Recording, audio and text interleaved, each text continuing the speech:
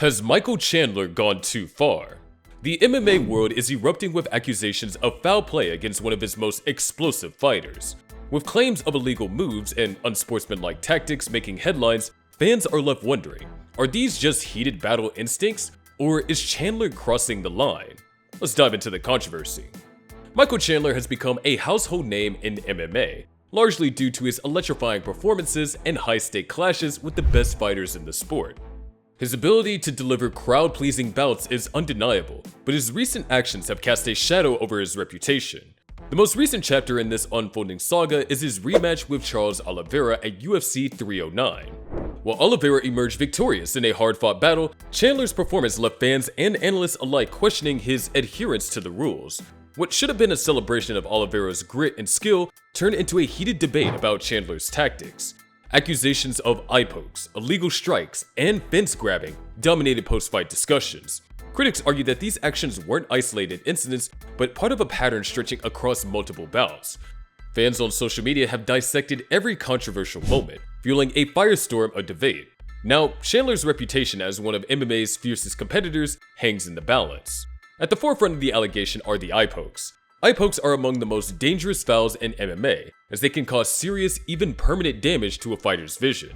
During his fight with Oliveira, Chandler committed not one, but two eye pokes that left Oliveira visibly distressed. The first occurred early in a bout when Oliveira was pressing forward. In a defensive move, Chandler extended his hand with open fingers, accidentally jabbing Oliveira's right eye. While this incident appeared unintentional, it disrupted Oliveira's rhythm and forced the referee to pause the action briefly. However, it was the second eye poke that truly ignited outrage. After landing a powerful strike, Chandler extended both of his hands towards Oliveira's face, poking him in the left eye. Oliveira's reaction was immediate and pained. His vision was clearly compromised. With both eyes injured at different points in the fight, Oliveira faced an uphill battle that many believe could have been avoided with stricter officiating. One has to wonder whether more decisive action from the referee could have changed the outcome of the fight, or if these incidents are simply an unavoidable part of the chaos in MMA. These eye pokes quickly became a flashpoint for fans, who took to social media to share slow-motion clips of the incidents. Comparisons were drawn to Michael Bisping, a UFC legend who permanently lost vision in one eye due to similar injuries earlier in his career. The question on everyone's lips was simple: how could referee Keith Peterson overlook such blatant fouls, especially given their potential to impact the fight's outcome? For many, Peterson's failure to intervene raised concerns about the quality of officiating in high-stakes MMA bouts. Critics say that letting fouls like these slide sends the wrong message in a sport where precision and safety are supposed to come first. The repeated fouls didn't just frustrate viewers, they also raised concern about the fairness of the competition itself. Would stricter refereeing have changed how the fight played out?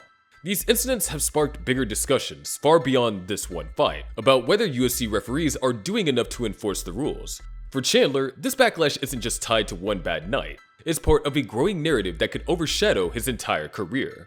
But the controversy didn't stop with the eye pokes. Chandler was also caught grabbing the fence multiple times during the fight, a violation that directly interferes with an opponent's ability to execute takedowns. Fence grabbing is prohibited for a reason. It disrupts the natural flow of grappling exchanges and gives the offender an unfair advantage. In this bout, Chandler used the fence to his benefit on at least 3 separate occasions. The first instance occurred early in the fight when Oliveira attempted to trip Chandler against the cage. Chandler grabbed the top of the fence to stabilize himself and flip out the takedown attempt.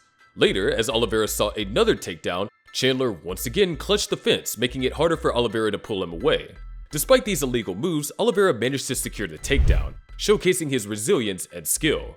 However, the repeated fence grabs left many fans frustrated, as they felt that these actions went largely unchecked by Peterson. Adding to the controversy were the glove grabs, another violation that many fans find particularly unsportsmanlike. Glove grabbing involves hooking fingers into the opponent's gloves to gain leverage, especially during grappling exchanges.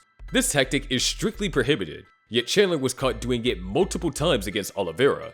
In one glaring instance, Chandler hooked his fingers into Oliveira's gloves while Oliveira actively protested to the referee. Unfortunately, no action was taken, and Chandler was able to continue gaining an unfair edge. Fans were left questioning how such clear violations could go unnoticed, especially in a fight with such high stakes. This raised questions about whether the referee simply overlooked the violation or failed to enforce the rules meant to uphold the integrity of the sport. However, what truly shocked the MMA community was the series of strikes to the back of Oliveira's head. These strikes are not only illegal, but are also considered extremely dangerous due to their potential to cause severe neurological damage. During the ground and pound exchange, Chandler landed multiple hammer fists and forearms to the back of Oliveira's head.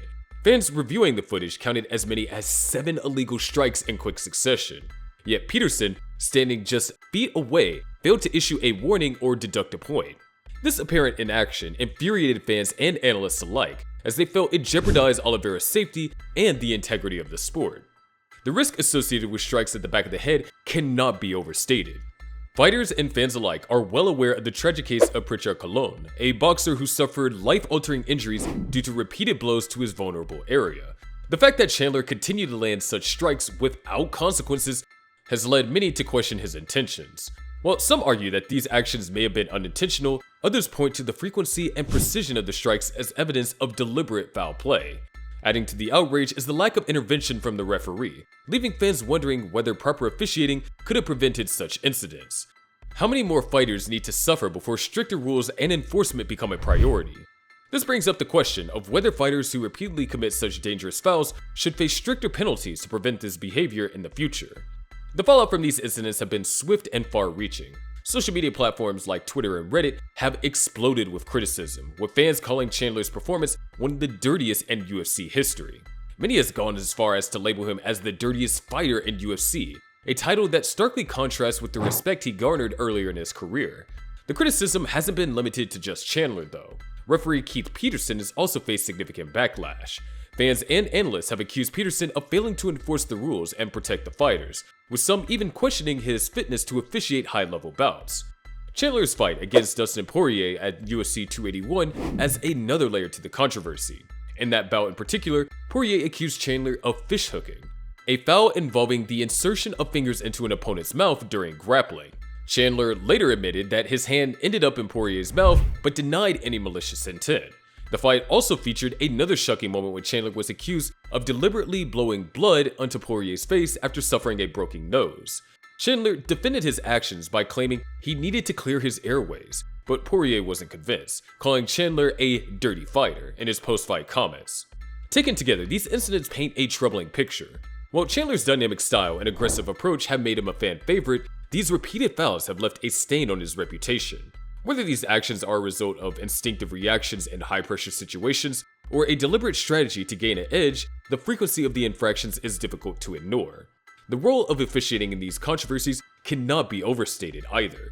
Referees are tasked with ensuring fair competition and protecting fighters from harm, and their decisions, or lack thereof, can significantly impact the outcome of a fight. In both the Oliveira and Poirier bouts, critics argue that the referees failed to hold Chandler accountable for his actions. This perceived leniency has sparked calls for stricter enforcement of the rules and greater accountability for referees moving forward. For Michael Chandler, the path ahead is uncertain. While this thrilling performance and charismatic personality have earned him a loyal fan base, these controversies threaten to overshadow his accomplishments. If Chandler hopes to restore his reputation, he'll need to address these allegations head-on and commit to cleaner, more disciplined performances in the future. Meanwhile, Charles Oliveira's resilience in the face of adversity deserves recognition. Despite enduring multiple fouls, Oliveira showcased his skill and composure, ultimately securing a well-deserved victory. Many believe that Oliveira has earned another shot at the lightweight title, and his performance against Chandler only strengthens his case. As for the UFC, this controversy serves as a reminder for the importance of clear guidelines and consistent officiating. Fans expect fair competitions and accountability from both the fighters and referees. Whether this incident leads to meaningful changes remains to be seen, but one thing is for certain: the MMA community is watching closely. What's your take on Michael Chandler's recent controversies? Do you think his tactics crossed the line, or are they being blown out of proportion? Share your thoughts in the comments, and don't forget to like, subscribe, and hit the bell for more updates on the latest MMA news.